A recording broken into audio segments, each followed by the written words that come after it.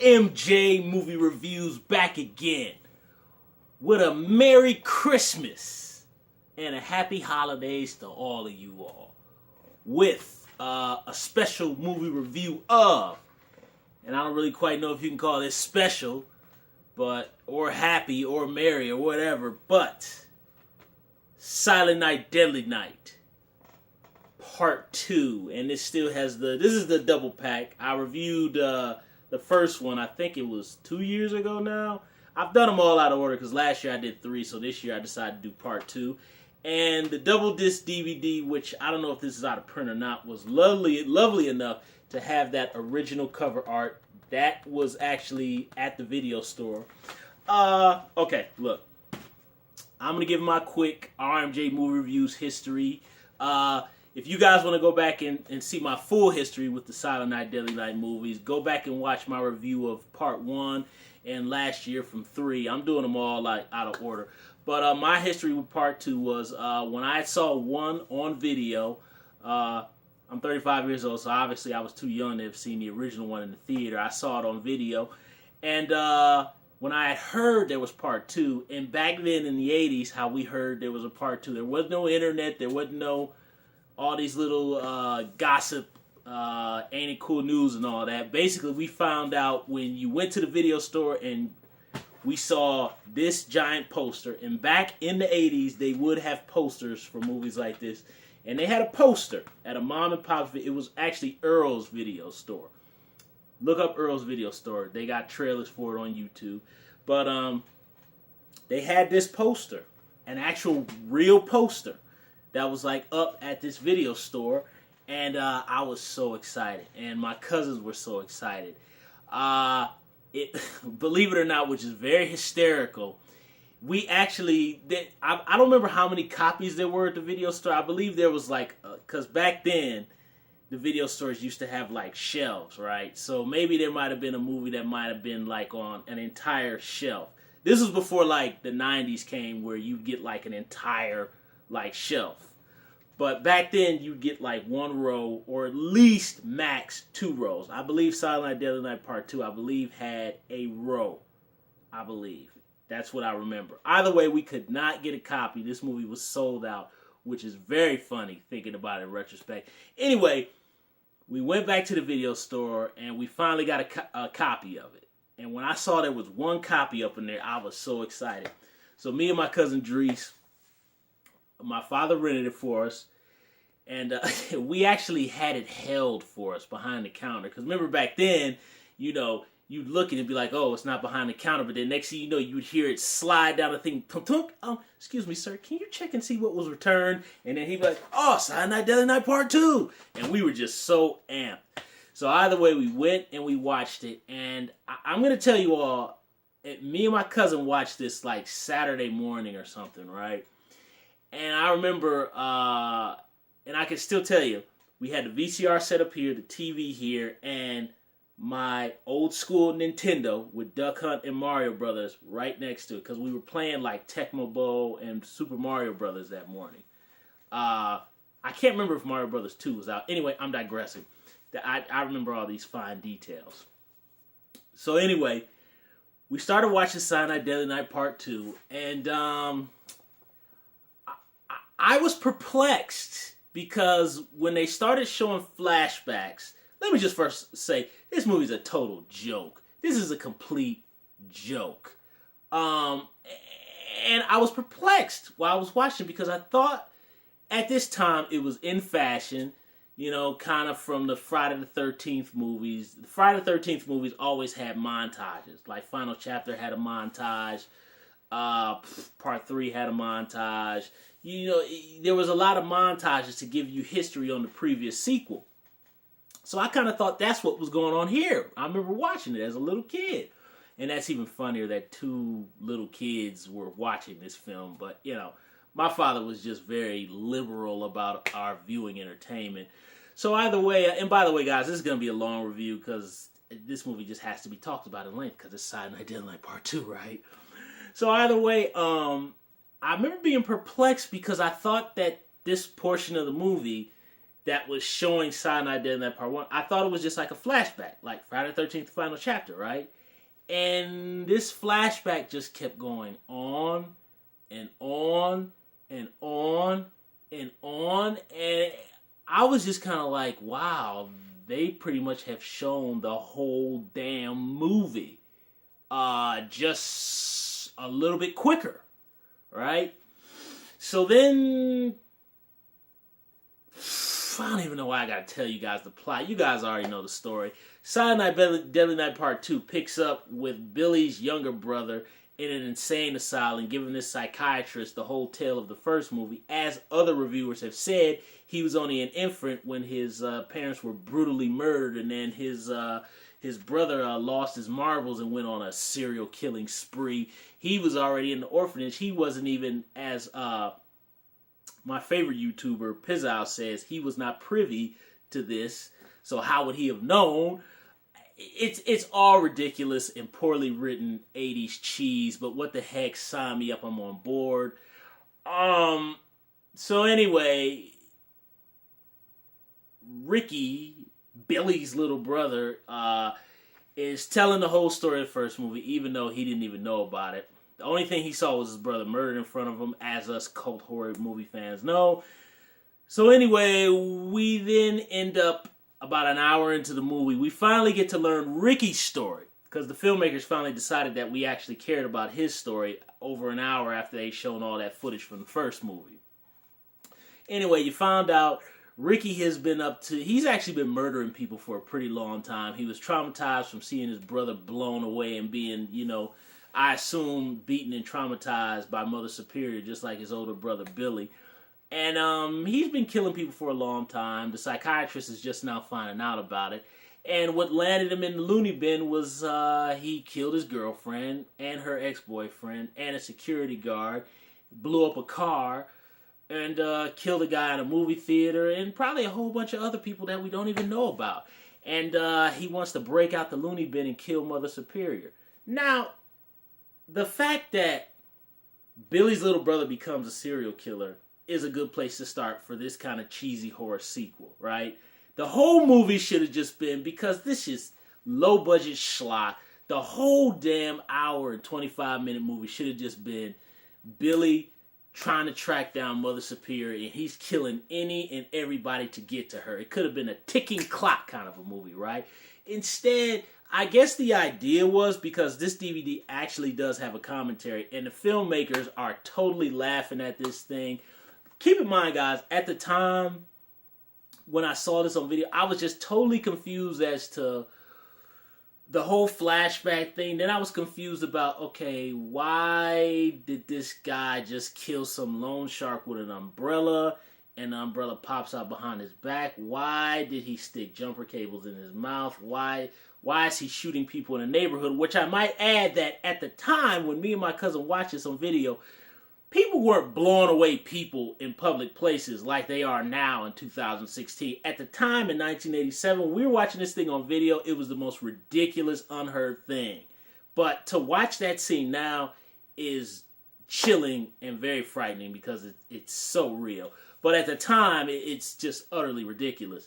And I remember thinking, okay, then he runs over some guy who's trying to rape his girlfriend, and it was so ridiculous. It was just so stupid. And then, like, the last 10 minutes of the movie, he tries to kill Mother Superior, who is not the actress from the first film.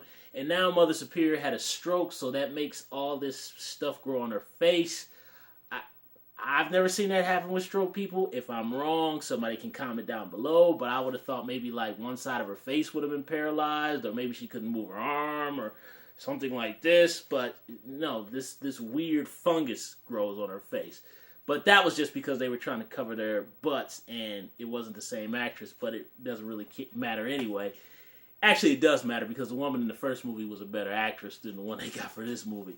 But, man, this movie, it's just an absolute total joke. It's a total joke. Now, at that time, I did not like Silent Night, Deadly Night Part 2 when me and my cousin had saw it on video in 87 or 88, whenever that was. It was during the 80s. I had only seen it once, okay? I had not seen the film again until I was in film school in about 2006.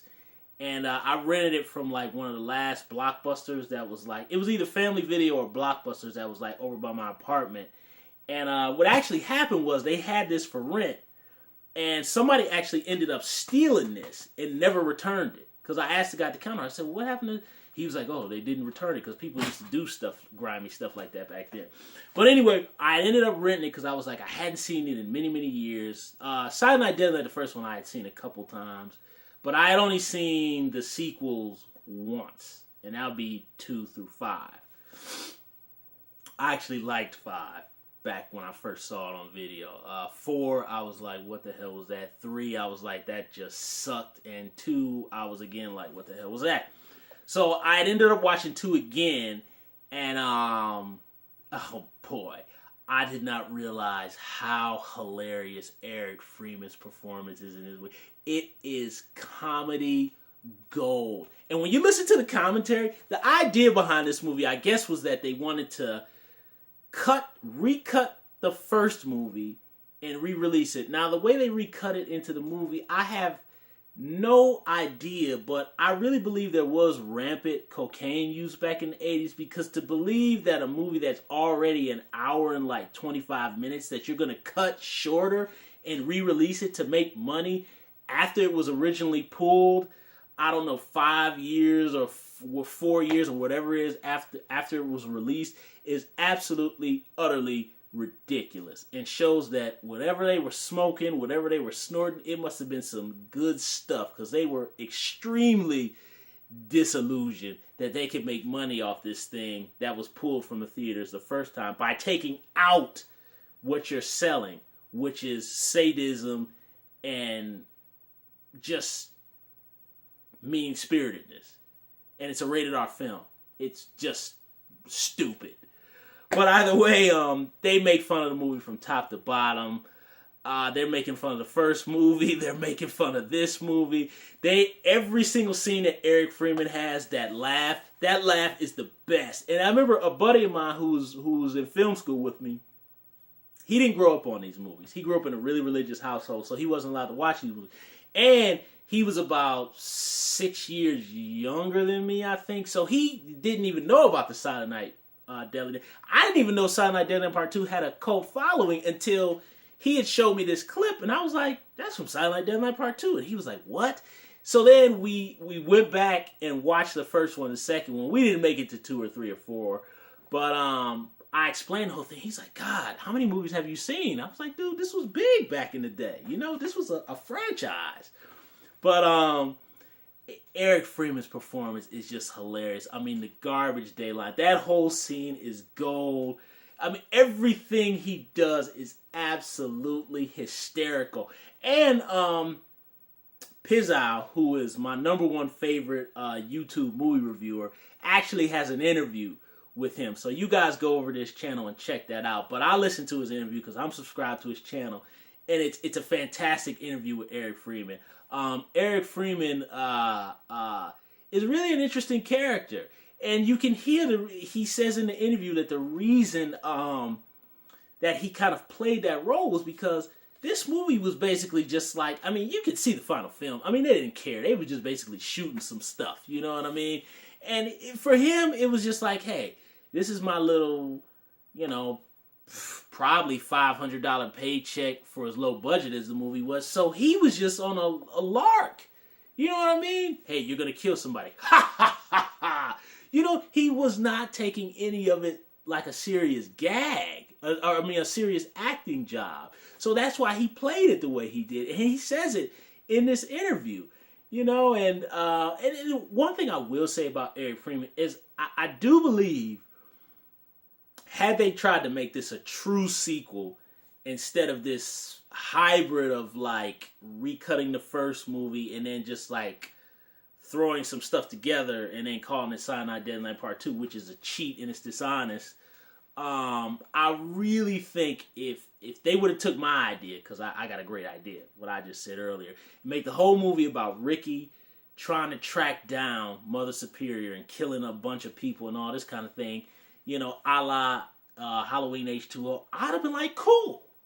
It would have been cool. And also, Eric Freeman, although he's playing the role, very, he's a typical 80s rebellion, F off.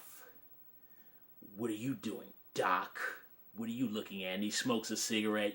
Typical 1980s rebels, a la John Bender from The Breakfast Club. That sort of dialogue and attitude. But he does, I will say, one of the things that he has going for him is that he's a non-traditional psycho character. Like the guy I played in the first one. He's, very model, handsome-ish, and, in good shape. He's got very broad, he's got like a very, you can tell he was a fitness guy, So that was very different for a psycho character at that time, which back in them days, it was Freddy and Jaws was hanging out and the eyes were swollen, Hills Have Eyes and Michael Berryman and all that. I love Michael Berryman. He's awesome. So those were the kind of characters in those kind of movies in the 80s. So he was non-traditional. But I think if it was a true sequel, and he was actually given true direction to really play it straight, he does have an off-kilter charisma to him, and I think if they would have played it more straight and not so goofy, which the idea in the commentary I heard, it's a really good commentary, guys, strangely, but what they said in the commentary was that the reason this movie is so goofy is because a lot of the stuff in the original film is very intense, particularly the first and second act. The stuff with the grandfather in the asylum. Obviously, the sexual assault, throat slitting of the mom. That scene is just tough. It's very tough. I remember looking at it now, especially being an adult. That's Silent Night, Deadly Night, the first one is a rough film. I will say that first and second act is very tough. The third act, once it goes slasher territory, it's just kind of like whatever. But that first and second act of that first film is very tough. It's pretty unsavory. But the idea was because the first and second act of the first film was so unsavory, as if a Killer Santa Claus movie could be the opposite of that. The idea was to goof it up in this one, which I might add was just not a good idea. But hey, when you're on the stuff, everything sounds like a great idea. But hey, look, guys, this movie is a complete joke. If you want a comedy of epic proportions, I'm saying along the lines of the Toxic Avenger Part 2, Toxic Avenger 1, just something that will make you laugh hysterically. Go and watch Silent Night, Deadly Night Part 2. It is the most ridiculous piece of 80s cheese you will ever see. I own this movie. I actually like Silent Night, Deadly Night Part 1. Part 2, I just pop it in if I want to laugh at Eric Freeman's performance with the that laugh while he's killing people. It's ridiculous. Oh, and I forgot. Old girl from Friday the 13th Part 7, the redhead chick who gets thrown out the window. I should know her name. I forget. But she pops up in here. Pretty girl. She's still pretty now. But it's a ridiculous piece of crap. But it is funny as all heck. So, that is my Christmas movie review of Silent Night, Deadly Night Part 2. It is hilarious garbage. It's just hysterical. And I mean it's hysterical because of how poorly made it is. Thumbs up the video, subscribe to the channel, comment down below, and you all know the next part. Share the video. Check out all my older videos too, because they're a lot of fun. Hey, RMJ Movie Reviews. I'm going to be coming back with some more movie reviews. I'm not even going to tell you what it is. It's going to be a surprise.